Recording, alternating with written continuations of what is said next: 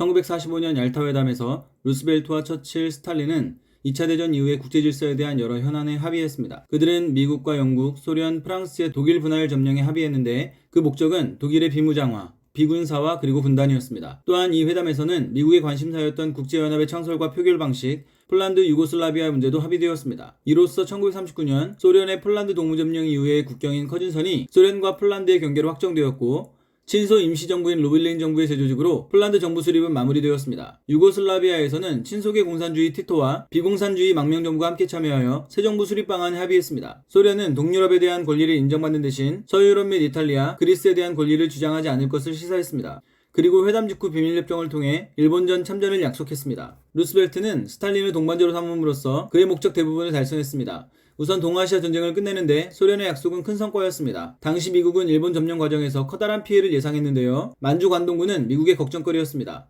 이때 소련의 참전은 전쟁 기간을 단축시킬 것으로 예상되었습니다. 또한 루스벨트는 전후 계획의 핵심이었던 국제연합에 소련의 참여를 확정했는데요. 세계 경제 질서의 안정 확보를 위한 새로운 국제기구, 즉 국제연맹과는 달리 실제적 권력을 가지는 국제연합을 창설할 계획이었습니다. 그는 약소국들이 특정 국가의 세력권 아래에서 좌지우지되지 않도록 영국 중심의 구제국주의 질서를 강대국 협조정치 및 신탁통치체제로 전환하고자 한 것입니다. 그 결과 구식민지 지역에서 제국주의 이권이 사라지게 되면 그곳은 미국의 새로운 투자지, 즉 자본 수출 대상지가 될 것이었습니다. 루스벨트 입장에서 가장 중요한 성과는 서유럽을 자유무역 체제에 포함시킨 것인데요. 당시 프랑스와 이탈리아의 분위기는 녹록지 않았습니다. 이제 막 파시즘의 지배에서 벗어난 서유럽에서 저항의 중심이었던 공산주의가 큰 인기를 끌고 있었기 때문입니다. 스탈린은 동유럽에 대한 미국의 묵인을 받아내고 서유럽에서 공산주의 운동을 하지 않겠다고 약속했습니다. 소련은 동유럽 완충지대 확보와 독일 무력화라는 최우선 목표를 확고히 하고자 했습니다. 스탈린은 미국의 신질서에 참여하여 더 많은 것을 얻을 수 있다고 확신했습니다. 미국의 요구를 수용하면서 스탈린은 그간 주장했던 국제연합에서의 비토권 원칙을 받아냈습니다. 이로써 소련은 국제연합의 상임이사국으로서 국제사회 주요 문제에 대한 의결 거부 권리를 지니게 되었습니다. 1930년대 말 국제연맹에서 축출되어 고립무원에 처했던 상황과는 달리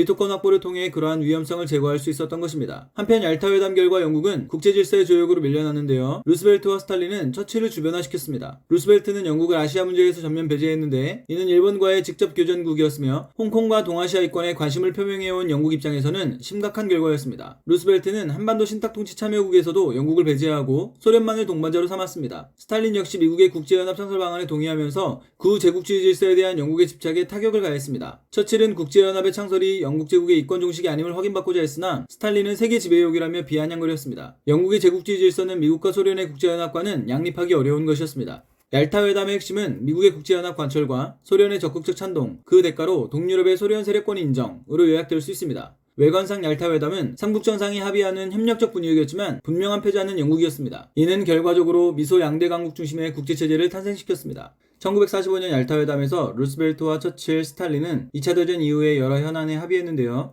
그 안건은 독일 분할 점령, 국제연합의 창설과 표결 방식, 폴란드 유고슬라비아 문제였습니다. 이로써 커진선이 소련과 폴란드의 경계로 확정되었고 루블린 정부의 재조직선에서 폴란드 정부가 수립되었습니다. 유고슬라비아에서는 친소계인 티토와 망명정부가 함께 참여하여 새 정부를 수립했습니다. 소련은 동유럽에 대한 권리를 인정받는 대신 서유럽 및 이탈리아, 그리스에 대한 권리를 주장하지 않기로 했습니다. 그리고 회담 직후 비밀협정을 통해 일본전 참전을 약속했습니다. 루스벨트는 스탈린을 동반자로 삼아 자신의 목적을 달성했습니다. 우선 동아시아 전쟁에 대한 소련의 약속이 성과였습니다. 당시 미국은 일본 점령 과정에서 커다란 피해를 예상했는데요. 이때 소련의 참전은 전쟁을 단축시킬 것으로 예상되었습니다. 또한 루스벨트는 국제연합에 소련을 참여시켰는데요. 세계 경제 질서의 안정을 위해 국제연맹과는 달리 실제적 권력을 가진 국제연합을 창설하고자 했습니다. 그는 약소국들을 좌지우지하는 영국 중심의 질서를 강대국의 협조정치 및 신탁통치체제로 전환하고자 한 것입니다. 그 결과 구식민지 제국주의 이권이 사라지게 되면 그곳은 미국 자본의 수출 대상지가 될 것이었습니다. 루스벨트의 중요한 성과는 서유럽을 자유무역 체제에 포함시킨 것인데요. 이제 막 파시즘의 지배에서 벗어난 서유럽에서 공산주의가 큰 인기를 끌고 있었기 때문입니다. 스탈린은 동유럽을 얻었기 때문에 서유럽에서 공산주의 운동을 하지 않기로 했습니다. 소련은 동유럽 확보와 독일 무력화라는 목표를 확고히 하고자 했는데요. 미국의 신질서 참여로 더 많은 것을 확신했습니다. 스탈린은 국제연합에서의 비토권 원칙을 받아냈는데 이로써 소련은 상임이사국으로서 국제사회 주요 문제에 대한 의결 거부권을 지니게 되었습니다. 1930년대 말 국제연맹에서 축출되어 고립무원에 처했던 위험성을 제거할 수 있었던 것입니다. 한편 회담 결과 영국은 국제질서의 조욕으로 밀려나고 처칠은 주변화되었습니다. 루스벨트는 영국을 아시아 문제에서 배제했는데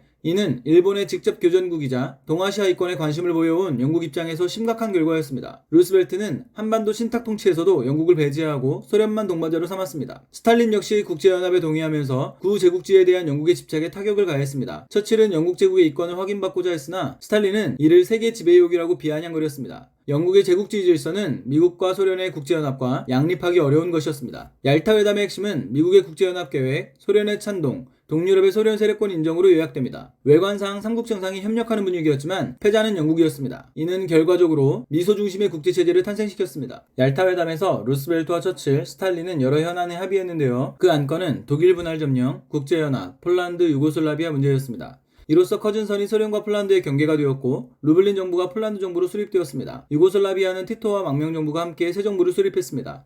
소련은 동유럽에 대한 권리를 인정받는 대신 서유럽에 대한 권리를 주장하지 않기로 했으며 일본전 참전을 약속했습니다. 루스벨트는 스탈린을 동반자로 삼아 자신의 목적을 달성했습니다. 동아시아 전쟁에 소련의 참전은 전쟁을 단축시킬 것으로 예상되었습니다. 또한 루스벨트는 국제연합에 소련을 참여시켰는데 실제적 권력을 가지는 국제연합을 창설하고자 했습니다. 영국 중심의 질서를 강대국들의 신탁통치 체제로 전환하고자 한 것입니다. 그 결과 제국주의권이 사라지면 그곳은 미국 자본의 수출 대상지가 될 것이었습니다. 루스벨트의 중요한 성과는 서유럽을 자유무역 체제에 포함시킨 것인데요. 서유럽에서 스탈린은 공산주의 운동을 하지 않기로 했습니다. 소련은 미국의 신질서에 참여하며 국제연합에서의 비토권 원칙을 받아냈습니다. 이로써 상임이사국으로 국제사회 주요 문제에 대한 의결 거부권을 지니게 되었습니다. 1930년대 말 고립문에 처했던 그 위험성을 제거할 수 있었던 것입니다. 한편 회담 결과 영국은 조약으로 밀려났는데요. 루스벨트는 영국을 아시아에서 배제했습니다. 한반도 신탁통치에서도 소련만 동반자로 삼았습니다. 스탈린은 처칠이 영국 제국의 이권을 확인하는 것을 두고 세계 지배욕이라며 비아냥거렸습니다. 영국의 제국주의는 미국 소련의 국제연합과 양립하기 어려운 것이었습니다. 얄타 회담의 핵심은 미국의 국제연합 관철, 소련의 찬동, 동유럽의 소련 세력권화로 요약되는데요. 패자는 영국이었습니다. 이는 결과적으로 미소 중심의 국제체제를 탄생시켰습니다. 형질전환 품종 육성은 생식과정 없이 유전자를 이전하여 새로운 품종을 만드는 기술입니다. 형질전환 식물육종 기술이 가능해진 것은 유전자 조작 기술로 특정 유전자를 탐색, 복제할 수 있는 분자생물학적 기법과 식물조직 배양을 통해 체세포로부터 식물체를 재생하는 기술이 확립되었기 때문입니다. 이렇게 유전자를 이식해 개체의 특성을 변화시킨 작물을 유전자 변형 작물이라고 합니다. 일반적으로 형질전환은 복제 유전자를 운반체에 옮기고 제조합 운반체를 식물에 도입하는 과정으로 이루어집니다. 특히 박테리아를 이용한 유전자 식물 도입 과정은 4단계인데요. 첫 번째는 농업적으로 유용한 형질을 결정하는 외래 유전자를 발굴해 복제하는 단계입니다. 외래 유전자를 도입하기 위해서는 식물로부터 그 유전자를 순수하게 분리할 수 있어야 하는데요. DNA를 분리하면 모든 유전자가 한꺼번에 추출되기 때문에 특정 유전자를 찾아서 복제하는 유전자 복제 과정이 필요합니다. 박테리아 제한 요소는 DNA 중 특정 염기서열을 인지하고 자르는 역할을 합니다. 두 번째는 복제 유전자의 운반, 세포 내 효과적 발현을 위한 제조합 운반체를 만드는 단계입니다. 유전자를 운반하는 제조합 운반체로는 아그로박테리아의 플라스미드가 이용되는데 이 박테리아는 자신의 일부인 tDNA를 식물체 유전자에 이식해 감염된 숙주식물을 자신에게 유리한 환경으로 만듭니다. 플라스미드는 tDNA를 지닌 작은 DNA로 선형 이중나선 구조 식물세포의 DNA와 달리 원형 이중나선 구조로 이루어져 있는데 제한 요소를 이용해 플라스미드를 절단하고 외래 유전자와 절단된 플라스미드를 섞어줍니다. 그런 다음 DNA 연결 요소로 외래 유전자와 플라스미드를 결합시켜 재조합된 플라스미드를 만듭니다. 이때 형질전환 세포의 선택적 선발을 위해 항생제 저항성 유전자도 함께 넣습니다. 세 번째는 외래 유전자 발현을 위한 운반체의 식물 유전체 이식 단계로 제조합 플라스미드를 식물 염색체에 도입하는 방법이 사용됩니다. 아그로박테리아는 원래 옥신과 시토키닌, 옥토파인을 만드는 유전자를 식물에 이식하는데 이식된 유전자들이 발현되어 생성된 옥신과 시토키닌은 세포 분열을 촉진하여 아그로박테리아가 살 공간을 마련해줍니다.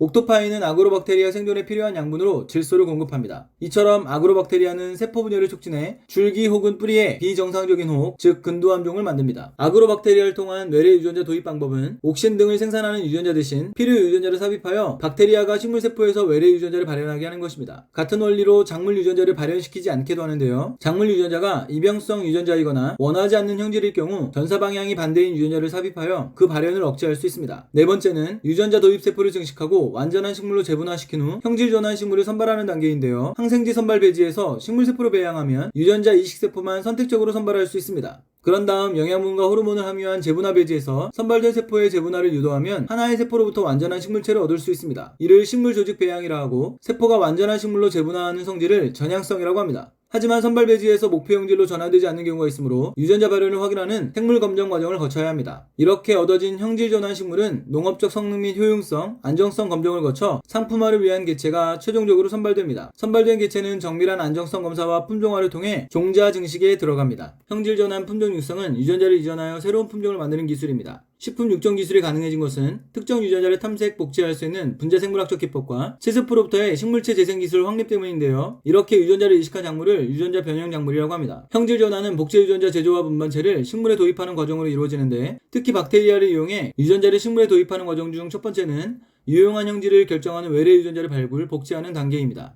이를 위해서는 식물로부터 특정 유전자를 찾아 복제하는 과정이 필요한데요. 박테리아 제한 요소는 특정 염기 서열을 인지하고 자르는 역할을 합니다. 두 번째는 복제 유전자의 운반, 효과적 발현을 위한 제조합 운반체를 만드는 단계입니다. 운반체로는 아그로박테리아의 플라스미드가 이용되는데, 이 박테리아는 자신의 일부인 tDNA를 식물체에 이식해 감염된 숙주식물을 자신에게 유리한 환경으로 만듭니다. 플라스미드는 tDNA를 지닌 작은 DNA로 원형 이중나선 구조인데, 제한 요소로 플라스미드를 절단하고 외래 유전자와 섞어줍니다. 그런 다음 DNA 연결 요소로 결합시켜 제조합 플라스미드를 만듭니다. 이때 형질 전환 세포의 선택적 선발을 위해 항생제 저항성 유전자도 함께 넣어줍니다. 세 번째는 유전자 발현을 위한 운반체의 유전체 이식 단계로 제조합 플라스미드를 염색체에 도입합니다. 아그로박테리아는 원래 옥신과 시토키닌, 옥토파인을 만드는 유전자를 식물에 이식하는데, 발현되어 생성된 옥신과 시토키닌은 세포 분열을 촉진해 공간을 마련해준다면, 옥토파인은 생존에 필요한 질소를 공급합니다. 이처럼 아그로박테리아는 세포 분열을 촉진해 비정상적인 호흡, 즉 근두암종을 만듭니다. 아그로박테리아를 통한 유전자 도입 방법은 필요 유전자를 삽입하여 박테리아가 식물세포에서 외래 유전자를 발현하게 하는 것입니다. 같은 원리로 작물 유전자를 발현하지 않게도 하는데요. 이병성 유전자이거나 원하지 않는 형질일 경우 전사 방향이 반대인 유전자 삽입으로 발현을 억제할 수 있습니다. 네 번째는 유전자 도입세포의 증식 재분화 이후 형질 전환 식물을 선발하는 단계인데요. 항생제 선발 배지에서 배양하면 이식세포만 선택적으로 선발할 수 있습니다. 그런 다음 재분화 배지에서 세포의 재분화를 유도해 완전한 식물체를 얻을 수 있습니다. 이를 식물조직 배양이라 하고, 세포의 재분화 성질을 전형성이라고 합니다. 하지만 목표 형질로 전환되지 않은 경우가 있으므로 발현을 확인하는 생물 검정 과정을 거쳐야 합니다. 형질 전환 식물은 성능 및 효용성, 안정성 검정을 거쳐 최종적으로 선발됩니다. 그리고 정밀 안정성 검사, 품종화를 통해 종자 증식에 들어갑니다.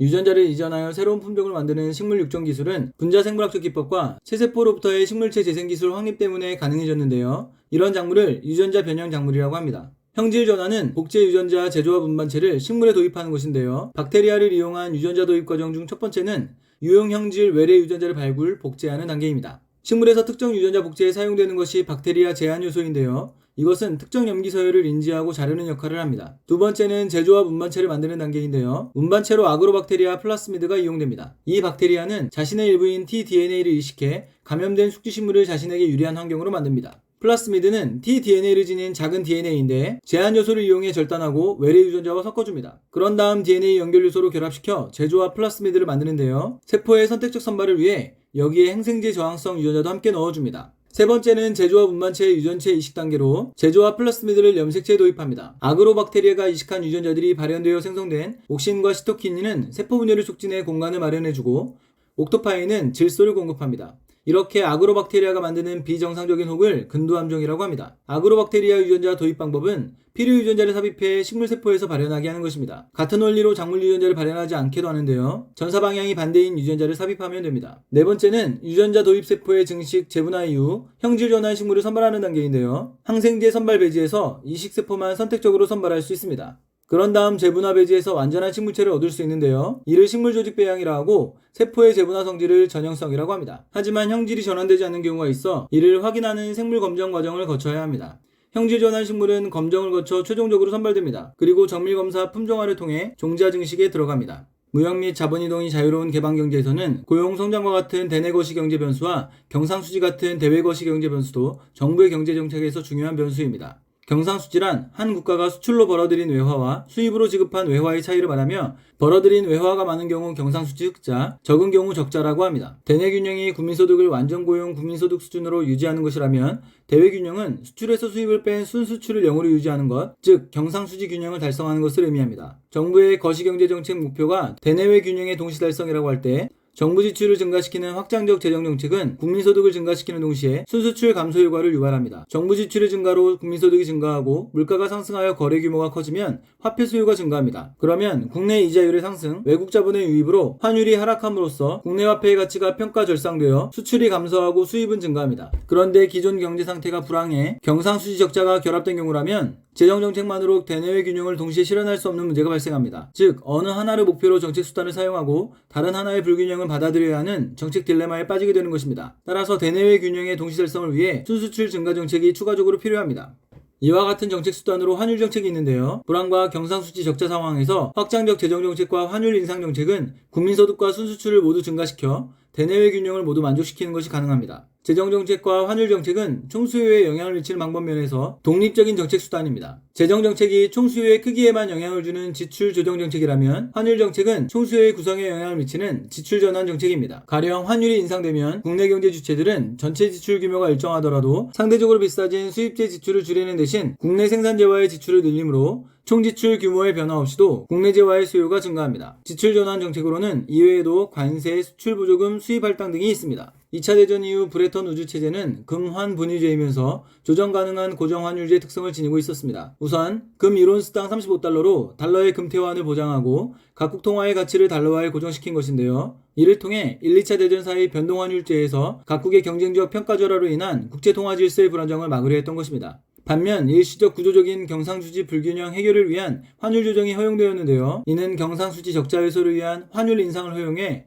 환율을 유지한 채 경상수지 균형 회복을 위한 모든 부담을 각국의 국내 경제가 지는 사태를 막으려 한 것입니다. 1차 대전 이전의 근본위제에서는 고정 환율을 통한 국제통화 질서 안정이 최고의 목표였으므로 경상수지 불균형은 국내 가격의 변동으로 해결했었습니다. 따라서 국제통화 질서의 안정은 보장되었지만 국내 통화 정책의 자율성은 존재하지 않았던 것입니다. 경상수지 적자국은 그 적자만큼 통화 또는 금이 유출되어 국내 통화량이 줄어들고 그만큼 상품, 노동의 가격이 떨어지게 됩니다. 값싼 임금과 원자재 기반으로 경쟁력이 회복되면 수출은 증가하고 수입이 줄어 균형을 회복하게 됩니다. 반대로 경상수지 흑자국은 통화량이 증대되어 가격이 인상되고 이는 경쟁력의 저하로 귀결되는데요. 수출은 줄고 수입이 늘어 흑자가 사라지게 되는 것입니다. 이처럼 경상수지에 따라 통화량과 가격이 변동되므로 금본위제의 고정환율제에서 국내 경제 관리를 위한 통화정책의 자율성은 존재하지 않게 됩니다. 그러나 브레턴 우즈 체제는 국내 경제 정책의 자율성과 국제 통화 질서의 안정성을 연계시켰던 것입니다. 브레턴 우즈 체제의 다른 요소는 비자유주의적 국제 금융 질서인데요. 국가 간 자본 흐름의 통제에 목적을 두었습니다. 그래서 개별 국가들에게 자본의 유출입 통제 권한을 주었던 것입니다. 국제 금융 자유화를 억제시킨 근본 동기는 연계된 자유주의의 구현이었는데요. 첫째, 자본의 자유로운 이동은 거시경제 정책의 장애가 되었습니다. 조세나 인플레이션을 회피하기 위한 자본 유출이 일어나면 각국의 국내 경제정책이 작동할 수 없으므로 강력한 자본 통제가 필요했던 것입니다. 둘째, 자본의 자유로운 이동하에서는 국제통화 질서의 안정과 자유무역 질서가 위협을 받습니다. 대규모 자본의 빈번한 이동은 환율체제 변동을 가져오고 각국의 경상수지의 위협을 초래해 결국 보호주의의 정치적 압력을 가중시킬 것이므로 국가 간 자본 이동을 통제할 필요가 있었던 것입니다. 고정환율제와 독자적 통화정책, 자유로운 자본 이동은 동시 성립이 불가능하므로 통화정책의 자율성과 국제통화 질서의 안정을 위해 자본의 이동을 규제했던 것입니다. 이처럼 브레턴 우즈 체제는 국내 경제와 국제 경제를 연계시킨 전후 국제 경제 질서의 성격이 그대로 구현되어 있었습니다. 이동이 자유로운 개방 경제에서는 대내 거시경제 변수와 대외 거시경제 변수도 경제 정책에서 중요 변수입니다. 경상수지란 벌어들인 외화와 지급한 외화의 차이를 말하며 외화가 많은 경우 흑자, 적은 경우 적자라고 합니다. 대내 균형이 완전 고용 국민소득을 유지하는 것이라면 대외 균형은 순수출을 0으로 유지하는 것, 즉 경상수지 균형을 달성하는 것입니다. 거시경제 정책 목표가 대내외 균형의 동시 달성일 때 확장적 재정정책은 국민소득을 증가시키는 동시에 순수출을 감소시킵니다. 정부 지출의 증가로 거래 규모가 커지면 화폐 수요가 증가합니다. 그러면 이자율의 상승, 외국 자본의 유입으로 환율이 하락함으로써 화폐 가치가 절상되어 수출이 감소하고 수입은 증가합니다. 그런데 경제 불황과 경상수지 적자가 결합된 경우라면 재정정책만으로 대내외 균형의 동시 실현에 문제가 생깁니다. 즉 어느 하나를 목표로 정책 수단을 사용하고 다른 하나의 불균형을 받아들여야 하는 정책 딜레마에 빠지게 되는 것입니다. 따라서 대내외 균형을 위해 순수출 증가 정책이 추가적으로 필요합니다. 그 정책 수단으로 환율 정책이 있는데요. 불황과 적자 상황에서 확장 재정과 환율 인상 정책은 국민소득과 순수출 모두를 증가시켜 대내외 균형을 만족시킬 수 있습니다. 재정 정책과 환율 정책은 총수요에 영향을 미치는 방법 면에서 독립적입니다. 재정정책이 총수요의 크기에만 영향을 주는 지출조정 정책이라면 환율정책은 구성에 영향을 미치는 지출전환 정책입니다. 가령 환율이 인상되면 국내 경제 주체들은 비싸진 수입재 지출을 줄이는 대신 국내재화의 지출을 늘리므로 국내재화의 수요가 증가합니다. 지출 전환 정책으로는 관세, 수출 보조금, 수입 할당 등이 있습니다. 2차 대전 이후 브레턴 우즈 체제는 금환 분위제이면서 조정 가능한 고정 환율제였습니다. 우선 달러의 금태환을 보장하고 각국 통화의 가치를 달러화에 고정했는데요. 이를 통해 변동환율제에서 각국의 경쟁적 평가절하로 인한 통화 질서의 불안정을 막으려 했던 것입니다. 반면 일시적 구조적인 경상수지 불균형 해결을 위한 환율 조정이 허용됐는데요. 이는 적자 해소를 위한 환율 인상을 허용해 경상수지 회복을 위한 모든 부담을 국내 경제가 지는 사태를 막으려 한 것입니다. 1차 대전 이전의 금본위제에서는 고정 환율을 통한 통화 질서의 안정이 최고 목표였으므로 불균형을 가격 변동으로 해결했었습니다. 따라서 국제 통화 질서의 안정은 보장되지만 통화 정책의 자율성은 없었던 것입니다. 적자국은 통화 또는 금이 유출되어 통화량이 줄고 가격이 떨어지게 되는데요. 그러면 경쟁력이 회복되어 수출은 증가하고 수입이 줄어 균형이 회복됩니다. 반대로 흑자국은 통화량이 증대되어 가격이 인상되고 경쟁력이 저하되는데요. 수출이 줄고 수입이 늘게 되어 흑자가 사라지게 되는 것입니다. 이처럼 경상수지에 따라 통화량과 가격이 변동되므로 국내 경제 관리를 위한 통화 정책의 자율성은 존재하지 않게 됩니다. 이에 비해 브레턴 우즈 체제는 정책 자율성과 통화 안정성을 연계시켰던 것입니다. 브레턴 우즈 체제의 다른 요소인 비자유주의적 국제금융 질서는 국가 간 자본의 흐름을 통제하는 것이 목적이었습니다. 그래서 개별 국가들에게 자본 통제 권한을 주었던 것인데요. 금융 자유화의 억제 동기는 연계된 자유주의의 구현이었습니다. 첫째, 자본의 이동은 거시경제 정책의 장애가 되었습니다. 자본 유출이 일어나면 국내 경제 정책이 작동할 수 없으므로 강력한 통제가 필요했던 것입니다. 둘째, 국제 통화 질서와 자유무역 질서가 위협을 받게 됩니다. 대규모 자본의 이동은 환율 체제와 경상수지의 위협을 초래하여 보호주의 압력을 가중시킬 것이므로 자본 이동을 통제할 필요가 있었던 것입니다. 고정 환율 와 독자적 통화정책 그리고 자유로운 자본 이동은 동시 성립 불가능하므로 자본의 국가 간 이동을 규제했던 것입니다. 이처럼 브레턴 우즈 체제는 국내 경제와 국제 경제를 연계시킨 전후 국제 경제 질서입니다. 개방 경제에서는 대내 거시경제 변수와 대외 거시경제 변수도 중요 변수입니다. 경상수지는 수출과 수입 외화의 차이를 말하는데요. 대내 균형이 완전 고용을 유지하는 것이라면 대외 균형은 순수출을 0으로 유지하는 즉 경상수지 균형을 달성하는 것입니다. 거시정책 목표가 대내외 균형 달성일 때 확장적 재정정책은 국민소득을 증가시키는 동시에 순수출을 감소시킵니다. 정부 지출의 증가로 거래 규모가 커지면 화폐 수요가 증가하는데요. 그러면 이자율 상승에 따른 외국 자본의 유입으로 환율이 하락하여 수출이 감소하고 수입은 증가합니다. 그런데 경제 불안과 경상수지 적자가 결합된 경우 재정정책만으로 대내외 균형을 동시 실현할 수 없는 문제, 즉 정책 딜레마에 빠지게 됩니다. 따라서 순수출 증가 정책이 추가되어야 합니다. 불안과 적자 상황에서 확장재정과 환율 인상 정책은 국민소득과 순수출을 증가시켜 대내외 균형을 만족시킵니다. 재정정책과 환율정책은 총수요에 영향을 미치는 방법 면에서 독립적입니다. 재정정책이 지출조정 정책이라면 환율정책은 지출전환 정책인데요. 가령 환율이 인상되면 경제주체들은 국내재화의 지출을 늘리므로 그 수요가 증가합니다.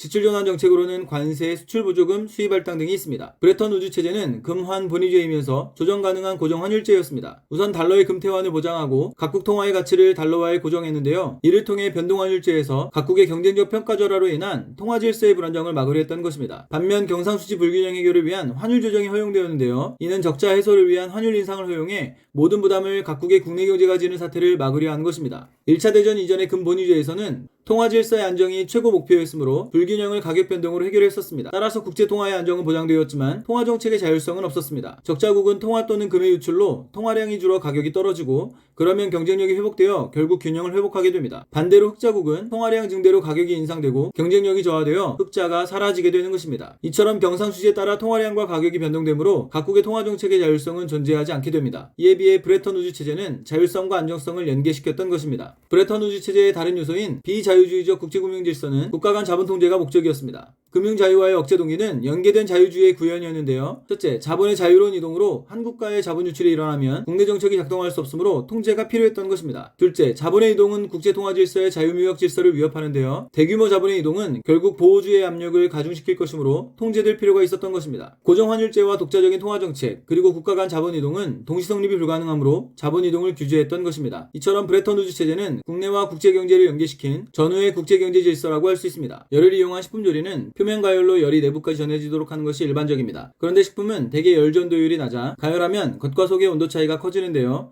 그 결과 겉은 타고 속은 익지 않는 경우가 발생하며 영양소가 파괴되기도 합니다. 전자레인지는 마이크로파를 이용해 식품을 조리하는 장치로 겉과 속을 동시에 고루 가열할 수 있는데요. 비교적 짧은 시간에 데울 수 있고 수용성 비타민 같은 영양소의 파괴를 최소화한다는 장점이 있습니다. 전자레인지의 원리를 이해하기 위해 전자기파와 물의 특성을 알아야 합니다. 전자기파는 전기장과 자기장이 주기적으로 변화하면서 전달되는 파동으로 파장과 진동수의 곱은 광속과 같고 파장 또는 진동수로 구분되며 그 에너지는 진동수에 비례합니다. 마이크로파는 파장 1mm에서 1m의 전자기파로 금속에 반사되고 공기, 유리, 종이는 투과하지만 물에는 흡수되면서 에너지를 전달합니다. 물 분자는 수소 원자 2개가 산소 원자 1개의 104.5도의 각으로 결합한 형태입니다. 여기서 수소 원자는 양의 전하를, 산소 원자는 음의 전하를 띠는 극성 물질인데 얼음 같은 고체상 물 분자들은 방향과 위치가 고정되어 있고 액체상 물 분자는 방향과 위치가 유동적인데 액체상 물 분자에 마이크로파가 전해지면 물 분자는 그 극성으로 인해 마이크로파 전기장과 평행한 회전 운동을 하게 됩니다. 마이크로파가 진행할 때 전기장 방향은 주기적으로 바뀌는데요. 그때마다 양의 전하 수소 원자는 마이너스 쪽으로, 음의 전하 산소 원자는 플러스 쪽으로 끌리게 되면서 물 분자는 회전 운동을 하게 됩니다.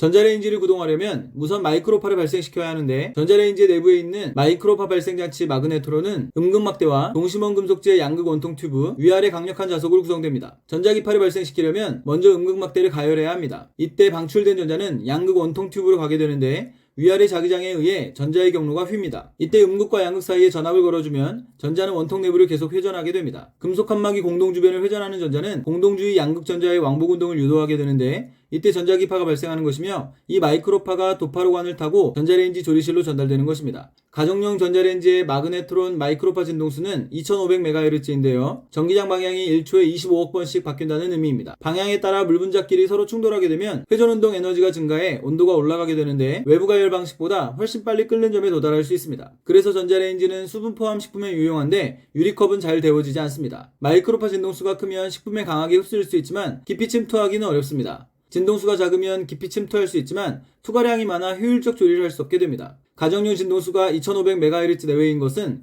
침투 깊이와 조리 효율을 고려한 것입니다. 마이크로파가 내부로 침투할 수 있는 두께는 식품마다 다른데 고구마는 평균적으로 3cm, 최대 5에서 6cm이므로 이보다 더 두껍다면 적당히 잘라야 합니다. 음식물을 손쉽게 가열하는 전자레인지에 대한 우려도 있습니다. 마이크로파가 인체에 해로운 영향을 줄 위험이 있다는 것인데요. 보통 전자기파가 자신의 파장보다 50분의 1 정도 작은 구멍을 통과하는 것은 거의 불가능합니다. 마이크로파의 파장은 광속에서 진동수를 나눈 값인데 대략 12cm입니다. 그래서 전자레인지 앞유리에 12cm의 50분의 1보다 작은 지름 약 0.2cm의 구멍이 촘촘한 금속 그물은 전자레인지의 내부작용을 거의 차단시킵니다. 마이크로파는 금속 조리실 내부에서 반사되고 앞유리의 금속 그물에 반사되어 대부분 다시 안으로 들어갑니다. 이처럼 앞유리 금속 그물은 인체에 부정적 영향을 상당히 줄여줍니다. 열로 식품을 조리할 때는 표면 가열로 열이 내부까지 전해지도록 합니다. 그런데 식품은 대개 열 전도율이 낮아 가열하면 겉과 속의 온도 차이로 겉만 타고 익지 않는 경우가 발생하며 영양소가 파괴되기도 합니다. 전자레인지는 마이크로파 식품 조리 장치로 겉과 속을 동시에 가열할 수 있는데요. 짧은 시간 조리와 영양소의 파괴 최소화라는 장점이 있습니다. 전자레인지 원리는 전자기파와 물의 특성을 알아야 합니다. 전자기파는 전기장과 자기장이 주기적으로 변화하는 파동으로 파장 또는 진동수로 구분되며 그 에너지는 진동수에 비례합니다. 마이크로파는 파장이 1mm에서 1m로 금속에는 반사되고 공기유리 종이는 투과하지만 물에는 흡수되면서 에너지를 전달합니다. 물 분자는 수소 2개가 산소 1개의 104.5도로 결합한 형태입니다. 여기서 수소는 양전하를, 산소는 음전하를 띠는 극성 물질인데 고체상 물 분자는 방향과 위치가 고정되어 있고 액체상 물 분자는 유동적인데 액체상 물 분자에 마이크로파가 가해지면 물 분자는 전기장과 평행한 회전 운동을 하게 됩니다. 마이크로파가 진행할 때 전기장 방향은 주기적으로 바뀌는데요. 그때마다 수소는 마이너스 쪽으로, 산소는 플러스 쪽으로 끌리게 되면서 물 분자는 회전 운동을 하게 되는 것입니다. 전자레인지 내부 마이크로파 발생 장치인 마그네트론은 음극막대와 동심원 양극 원통 튜브, 위아래 강력한 자석으로 구성됩니다. 음극막대를 가열하면 방출되는 전자는 원통 튜브로 가는데 위아래 자기장에 의해 그 경로가 휩니다. 이때 전압을 걸어주면 전자는 원통 내부를 계속 회전하게 되는데요. 공동 주변을 회전하는 전자는 공동 주위 전자의 왕복 운동을 유도하는데 이때 발생하는 마이크로파는 도파로관을 타고 조리실로 전달됩니다. 가정용 전자레인지의 마이크로파 진동수는 2500MHz인데요. 전기장 방향이 1초에 25억 번 바뀐다는 의미입니다. 그러면 물 분자끼리 서로 충돌해 온도가 올라가게 되고 이를 통해 훨씬 빨리 끓는 점에 도달할 수 있습니다. 그래서 전자레인지는 수분 포함 식품에 유용합니다. 마이크로파 진동수가 크면 식품에 강하게 흡수되지만 깊이 침투하기는 어렵습니다. 진동수가 작으면 투과량이 많아 효율적이지 않습니다. 가정용 진동수가 2500MHz 내외인 것은 침투 깊이와 조리 효율을 고려한 것입니다. 마이크로파의 내부 침투 두께는 식품마다 다른데 고구마는 평균적으로 3cm, 최대 5에서 6cm입니다. 전자레인지에 대한 우려, 즉 마이크로파는 인체에 해로운 영향을 줄 위험이 있는데요. 보통 전자기파는 자신의 파장보다 50분의 1 정도의 구멍을 통과할 수 없습니다. 마이크로파 파장은 대략 12cm인데요. 그래서 전자레인지의 앞유리에 지름 약 0.2cm의 구멍으로 촘촘한 금속 그물은 전자레인지 내부작용을 거의 차단시킵니다. 마이크로파는 조리실 내부에서 반사되고 앞유리 금속 그물에 반사되어 대부분 다시 들어갑니다. 금속 그물은 인체에 부정적 영향을 줄여줍니다. 열을 이용한 조리는 표면 가열 방식인데요. 식품은 대개 열 전도율이 낮아 겉만 타고 익지 않는 경우가 많으며 영양소가 파괴되기도 합니다. 전자레인지 조리는 겉과 속의 동시가열 방식인데요. 짧은 시간 조리와 영양소 파괴 최소화라는 장점이 있습니다. 전자레인지의 전자기파는 전기장과 자기장이 주기적으로 변화하는 파동으로 파장 또는 진동수로 구분되며 그 에너지는 진동수에 비례합니다. 마이크로파는 파장이 1mm에서 1m로 물에 흡수되면서 에너지를 전달합니다. 물 분자는 수소와 산소가 104.5도로 결합한 것인데요. 수소는 양전하를, 산소는 음전하를 띠는 극성물질입니다. 액체상 물 분자들은 그 방향과 위치가 유동적인데요. 마이크로파가 가해지면 물 분자는 회전 운동을 하게 됩니다. 마이크로파가 진행할 때 전기장 방향은 주기적으로 바뀌는데요. 그때마다 물 분자는 회전 운동을 하게 되는 것입니다. 전자레인지 내부에 있는 마그네트론은 음극막대와 양극 원통 튜브, 자석으로 구성됩니다. 음극막대를 가열하면 방출되는 전자는 원통 튜브로 가는데 위아래의 자기장에 의해 그 경로가 휩니다. 이때 전압을 걸어주면 전자는 원통 내부를 계속 회전하게 되고 공동주의 전자의 왕복 운동을 유도하는데 이때 발생하는 마이크로파가 조리실로 전달되는 것입니다. 가정용 전자레인지의 마이크로파 진동수는 2500MHz인데요. 1초에 25억 번 바뀐다는 의미입니다. 그러면 물 분자끼리 서로 충돌해 굉장히 빨리 끓는 점에 도달할 수 있습니다. 그래서 전자레인지는 수분 포함 식품에 유용합니다. 가정용 마이크로파의 진동수가 2500MHz 내외인 것은 침투 깊이와 조리 효율을 고려한 것인데요. 마이크로파가 침투할 수 있는 두께는 식품마다 다르기 때문입니다. 전자레인지 마이크로파는 인체에 위험할 수 있는데요. 그래서 앞유리에 지름 약 0.2cm의 구멍 금속 그물로 내부작용을 거의 차단시킵니다. 그러면 마이크로파는 대부분 다시 안으로 들어가게 되며 인체의 부정적 영향을 상당히 줄여줍니다. 리디노미네이션은 디노미네이션에 다시를 뜻하는 리를 붙여 만든 단어입니다. 이미 쓰이고 있는 화폐 액면가를 다시 설정하는 것, 통상적으로 화폐 액면 절하를 뜻하는 말입니다. 통용되는 모든 지폐나 동전의 실질 가치는 그대로 두고 액면의 특정 비율을 적용하여 낮은 숫자로 변경하거나 새로운 화폐 단위를 지정하는 방법으로 실행됩니다. 우리나라는 마지막 화폐개혁 1962년 이후 지속적 경제성장으로 화폐 발행이 증가하고 물가도 꾸준히 상승했습니다. 국가 차원의 리디노미네이션을 실행하면 통용화폐의 자릿수를 줄여 장부기재상 불편을 줄일 수 있습니다. 2016년 한국은행은 국내 경제 규모를 고려해 우리나라 화폐 단위에 대한 리디노미네이션 고민 시점이라는 보고서를 내놓았지만 현재 국가 차원의 리디노미네이션에 대한 본격적 논의는 없습니다. 일각에서는 경제 규모가 비약적으로 커지며 화폐 자릿수가 늘어난 상황을 고려한다면 자릿수를 줄여 무역 편의를 도모해야 하며 그것이 자국 통화의 대외적 이상을 제고하는 일이라는 의견도 있습니다. 리디노미네이션이 실행되면 모든 상점에서 자릿수를 줄여 표기하게 되므로 계산과 지급상 편이라는 장점이 있지만 새로운 화폐 제작 비용과 화폐 관련 기계나 프로그램 교체, 수정 같은 사회적 비용도 고려해야 합니다.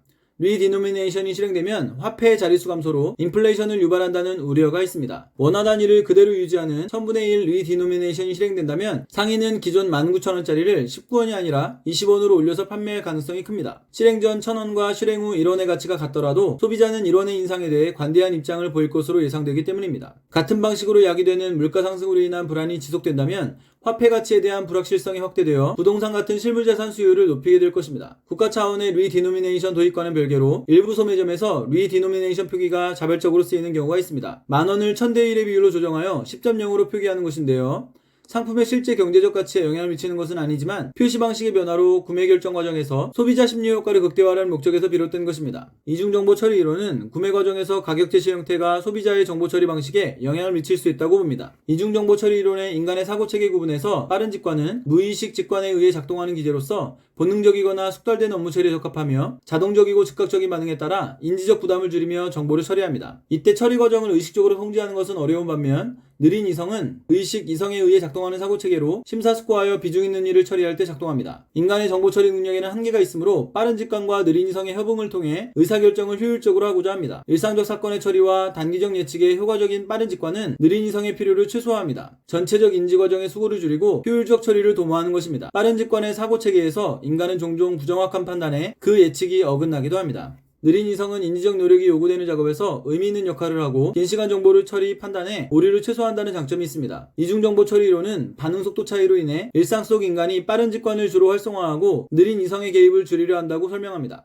시간의 제약이나 복잡한 계산과 같은 어려운 상황에서 그러한 경향은 강화되는데요. 심리학자 애플리와 길로비치는 여행지의 사람들이 정확한 환율 계산을 통해 구매를 결정하기보다는 액면가를 확인하고 불완전한 어림짐작으로 구매를 결정하는 경향이 있다는 연구 결과를 발표했습니다. 리디노미네이션은 쓰이고 있는 화폐 액면가를 다시 설정하는 것, 통상적으로 액면 절하를 뜻하는 말로 모든 지폐나 동전의 실질 가치는 그대로 두고 액면을 낮은 숫자로 변경하거나 새로운 화폐 단위를 지정하는 것입니다. 우리나라는 1962년 이후 지속적인 경제 성장으로 화폐 발행이 증가하고 물가도 꾸준히 상승했는데요. 리디노미네이션을 실행하면 화폐 자릿수를 줄여 장부상 불편을 줄일 수 있습니다. 2016년 한국은행에서는 경제 규모를 고려해 리디노미네이션 고민 시점이라는 보고서를 내놓았지만 현재 본격적 논의는 없습니다. 일각에서는 경제 규모가 커지며 화폐 자릿수가 늘어난 상황을 고려할 때 자릿수를 줄여 무역 편의를 도모해야 하며 그것이 통화의 위상을 제고하는 일이라는 의견도 있습니다. 리디노미네이션으로 모든 상점에서 자릿수를 줄여 표기하면 계산과 지급상 편의라는 장점이 있지만 화폐 제작 비용과 관련 기계나 프로그램의 교체, 수정 같은 사회적 비용도 고려해야 합니다. 리디노미네이션이 실행되면 자릿수 감소로 인한 인플레이션 우려가 있습니다.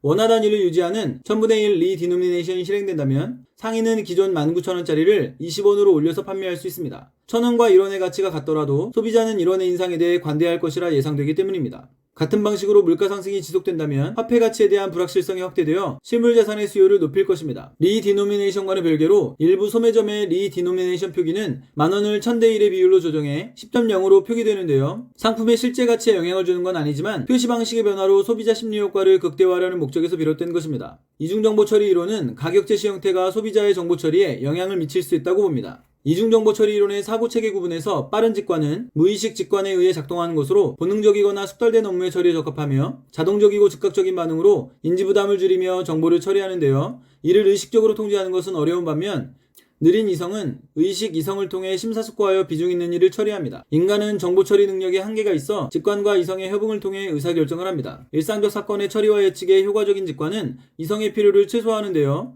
인지과정의 수고를 줄이고 정보의 효율적 처리를 도모하는 것입니다. 빠른 직관의 사고체계에서 인간은 종종 부정확한 판단에 그 예측이 어긋나기도 합니다. 느린 이성은 인지적 노력을 요구하는 작업에서 긴 시간 정보를 처리해 오류를 최소화합니다. 이중정보 처리 이론은 반응 속도의 차이로 인해 인간이 직관을 주로 활성화하고 이성의 개입을 줄이려 한다고 설명합니다. 시간 제약이나 복잡한 계산 상황에서 그런 경향은 강화되는데요. 심리학자 애플리와 길로비츠는 여행지의 사람들이 환율을 계산하기보다는 어림짐작으로 구매를 결정하는 경향이 있다고 말합니다. 리디노미네이션은 화폐 액면가를 절하하는 것으로 실질 가치는 그대로 두고 액면만 낮은 숫자로 변경하거나 새로운 화폐 단위를 지정하는 것입니다. 우리나라는 1962년 이후 지속적인 경제 성장으로 화폐 발행이 증가하고 물가도 꾸준히 상승했는데요. 리디노미네이션을 실행하면 화폐 자릿수를 줄여 불편을 줄일 수 있습니다. 2016년 한국은행에서는 리디노미네이션 고민 시점이라는 보고서를 내놓았지만 현재 본격적 논의는 없습니다. 일각에서는 국가 경제 규모를 고려할 때 자릿수를 줄여 편의를 도모해야 하며 그것이 통화의 위상을 제고하는 일이라는 의견을 내놓기도 합니다. 리디노미네이션은 계산과 지급상의 편의라는 장점이 있지만 화폐 제작 비용이나 사회적 비용도 고려해야 합니다. 리디노미네이션 자릿수 감소에 의한 인플레이션 우려도 있습니다. 단위를 유지하는 1000분의 1 리디노미네이션에 상인은 19,000원짜리를 20원으로 올려서 판매할 수도 있는데요. 소비자는 1원의 인상에 대해 관대할 것이기 때문입니다. 같은 방식으로 물가 상승이 지속된다면 불확실성이 확대되어 실물 자산의 수요를 높일 것입니다. 이와는 별개로 일부 소매점은 리디노미네이션 표기로 만원을 10.0으로 표기하는데요. 표시 방식 변화가 소비자 심리 효과를 극대화한다고 보는 것입니다. 이중정보 처리 이론은 가격 제시 형태가 소비자의 정보 처리에 영향을 미칠 수 있다고 설명합니다. 이중정보 처리 이론의 사고체계 구분에서 빠른 직관은 무의식 직관에 의해 작동하는 것으로 본능적이거나 숙달된 업무 처리에 적합하며 즉각적인 반응에 따라 정보를 처리합니다.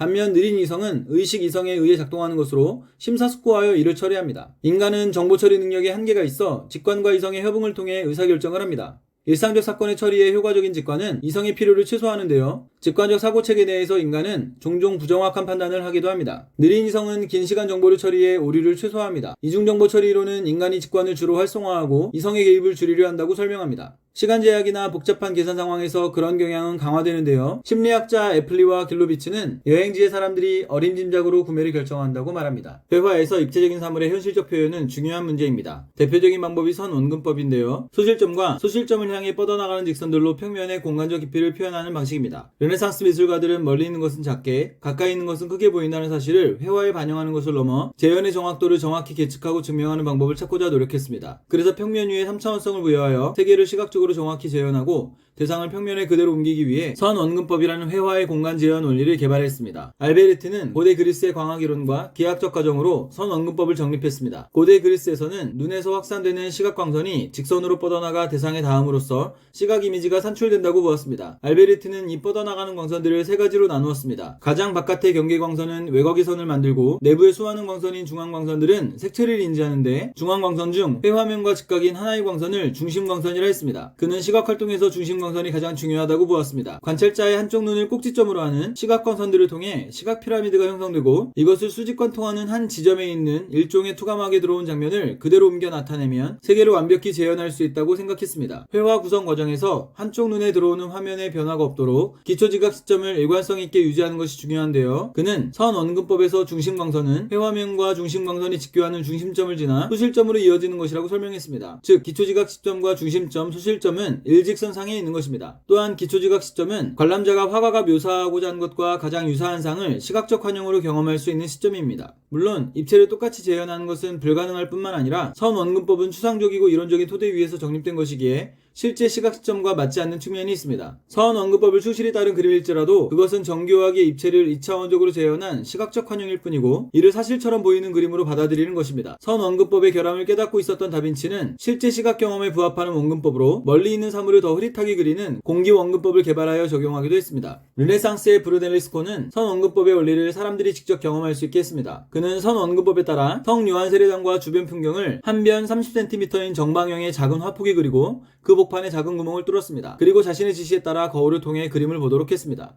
브루넬리스코는 먼저 사람들을 세울 지점과 세례당 건물 사이 거리, 눈의 높이와 시선의 방향까지도 고정되도록 그림 관찰 지점을 정했습니다. 자신이 그림을 그렸던 지점인 기초지각 시점에서의 풍경을 사람들이 똑같이 볼 수 있도록 그 서는 위치와 눈높이 등을 조정하는 것입니다. 기초지각 시점을 확실히 해야 제대로 된 시각적 환영을 경험할 수 있기 때문입니다. 사람들을 세우고 나서 한 손에 그림을 들고 한쪽 눈을 그림 복판 구멍 뒷면에 대도록 한 후 다른 손 거울을 앞으로 뻗어 그림과 거울을 나란히 위치시킵니다. 그리고 그림 복판 구멍과 거울 중심을 잇는 선이 거울면에 직각이 되게 높이를 조정한 후 그림 구멍에 눈을 바짝 붙이고 거울을 보게 했습니다. 그리하여 사람들의 눈에 거울에 비친 자신의 그림이 들어오도록 한 것입니다. 브루넬리스코는 사람들에게 거울에 비친 그림과 실물 세례당을 비교하게 했습니다. 구멍을 통해 거울에 비친 그림을 보던 사람들은 구멍에서 눈을 떼지 않은 채 거울을 젖히고 실물을 보았습니다. 당시 브루넬리스코의 지시에 따라 그림을 직접 보았다는 제자 마네티는 선원근법에 입각한 그림의 상과 실물이 윤곽선, 형태, 비례관계 모두가 빈틈없이 일치했다고 기록했습니다. 회화에서 사물의 현실적 표현은 중요합니다. 대표적인 방법이 선원근법인데요. 소실점과 뻗어나가는 직선들로 평면의 공간적 깊이를 표현합니다. 르네상스 미술가들은 멀리는 작게, 가까이는 크게 보인다는 사실을 회화에 반영하는 것을 넘어 재현의 정확도를 계측하고 증명하는 방법을 찾고자 했습니다. 그들은 평면 위에 3차원성을 부여해 세계를 정확히 재현해내는 선원근법이라는 공간 재현 원리를 개발했습니다. 알베르티는 고대 그리스의 광학 이론과 기하학적 과정으로 선원근법을 정리했습니다. 고대 그리스에서는 시각광선이 대상에 닿아 이미지가 산출된다고 보았는데요. 알베르티는 이 시각광선들을 세 가지로 나누었습니다. 가장 바깥의 경계광선은 외곽의 선을 만들고 내부의 중앙광선들은 색채를 인지하는데 그중 회화면과 직각인 광선을 중심광선이라 하고 가장 중요한 것으로 보았습니다. 관찰자의 한쪽 눈을 꼭지점으로 하는 시각광선들을 통해 시각피라미드가 형성되고 이것을 수직관통하는 한 지점에 있는 투과막에 들어온 장면을 그대로 나타내면 세계를 완벽히 재현할 수 있다고 생각했습니다. 그는 회화 구정 과정에서 기초지각 시점을 일관성 있게 유지하는 것이 중요하다고 보았는데요. 중심광선은 중심점을 지나 소실점으로 이어지는 일직선상에 있는 것입니다. 또한 기초지각 시점은 관람자가 화가가 묘사하고자 한 것을 시각적 환영으로 경험할 수 있는 시점입니다. 물론 똑같이 재현하는 것은 불가능할 뿐 아니라 선원근법은 추상적 이론적으로 정립된 것이기에 실제 경험과 맞지 않는 측면이 있습니다. 선원근법 그림은 정교하게 입체를 2차원적으로 재현한 환영일 뿐인 것입니다. 선원근법의 결함을 깨달은 다빈치는 실제 경험에 부합하는 원근법으로 멀리 있는 것을 더 흐릿하게 그리는 공기원근법을 개발해 적용하기도 했습니다. 르네상스의 브루넬리스코는 선원근법 원리를 사람들에게 직접 경험시켰습니다. 그는 선원근법에 따라 세례당과 풍경을 작은 화폭에 그리고 그 복판에 구멍을 뚫었습니다. 그리고 지시에 따라 거울로 그림을 보도록 했습니다. 브루넬리스코는 먼저 사람들을 세울 지점과 건물 사이의 거리, 눈높이와 시선의 방향이 고정되도록 그림 관찰 지점을 정했습니다. 자신의 기초지각 시점 풍경을 똑같이 볼 수 있도록 위치와 눈높이 등을 조정한 것입니다. 기초지각 시점을 확실히 해야 시각적 환영을 경험할 수 있기 때문입니다. 사람들을 세우고 나서 한 손에 그림을 들고 한쪽 눈을 구멍 뒷면에 대도록 한 후 다른 손 거울을 앞으로 뻗어 그림과 거울을 나란히 위치시킵니다. 그리고 구멍과 거울 중심선이 거울면에 직각이 되게 높이를 조정한 후 구멍을 통해 거울을 보게 했습니다. 그렇게 하여 사람들의 눈에 거울에 비친 그림이 들어오도록 한 것입니다. 브루넬리스코는 사람들에게 거울 그림과 실물을 비교하게 했습니다. 구멍을 통해 거울 그림을 보던 사람들은 구멍에 눈을 대고 거울만 젖혀 실물을 보았습니다. 당시 브루넬리스코의 지시대로 그림을 보았다는 마네티는 선원근법 그림의 상과 실물이 윤곽선, 형태, 비례관계 모두 빈틈없이 일치했다고 기록했습니다. 회화에서 사물을 현실적으로 표현하는 대표적인 방법이 선원근법인데요. 소실점과 직선들로 공간적 깊이를 표현합니다. 르네상스 미술가들은 재현의 정확도를 계측하는 방법을 찾고자 평면 위에 3차원성을 부여해 세계를 정확히 재현해내는 선원근법을 개발했습니다. 알베르트는 그리스의 광학 이론과 기하학적 가정으로 선원근법을 정립했습니다. 그는 광선을 세 가지, 즉 경계광선, 중앙광선, 중심광선으로 나누었는데 관찰자의 한쪽 눈을 꼭지점으로 하는 시각광선들을 통해 시각 피라미드가 형성되고 이것을 수직으로 관통하는 한 지점에 있는 투과막 장면을 그대로 나타내면 세계를 완벽히 재현할 수 있다고 생각했습니다. 그는 회화 구성 과정에서 기초지각 시점을 일관되게 유지하는 것이 중요하다고 보았는데요. 중심광선은 중심점을 지나 소실점으로 이어지는 일직선상에 있는 것입니다. 또한 기초지각 시점은 관람자가 화가를 경험할 수 있는 시점이기도 합니다. 선원근법은 추상적 이론적으로 정립된 것이기에 실제와 맞지 않는 측면이 있습니다. 선원근법 그림은 입체를 2차원적으로 재현한 환영일 뿐인 것입니다. 그래서 다빈치는 실제 경험에 부합하는 원근법으로 공기원근법을 개발하여 적용하기도 했습니다. 브루넬리스코는 선원근법 원리를 사람들에게 경험시켰습니다. 그는 선원근법으로 세례당과 풍경을 자구나 폭에 그리고 복판에 구멍을 뚫고 거울로 그림을 보도록 했습니다. 브루넬리스코는 고정된 그림 관찰 지점을 정했습니다. 사람들이 기초지각 시점 풍경을 볼 수 있도록 위치와 눈높이 등을 조정하는 것입니다. 기초지각 시점을 확실히 해야 시각적 환영을 경험할 수 있기 때문입니다. 사람들이 한 손에 그림을 들고 한쪽 눈은 구멍 뒷면에 대도록 한 후 다른 손 거울을 앞으로 뻗어 구멍과 거울 중심선이 직각이 되게 높이를 조정하여 구멍으로 거울을 보게 했습니다. 그렇게 하여 눈에 거울 그림이 들어오게 한 것입니다. 브루넬리스코는 사람들에게 거울 그림과 실물을 비교하게 했는데요. 당시 브루넬리스코의 지시대로 그림을 보았다는 마네티는 선원근법 그림의 상과 실물이 빈틈없이 일치했다고 기록했습니다.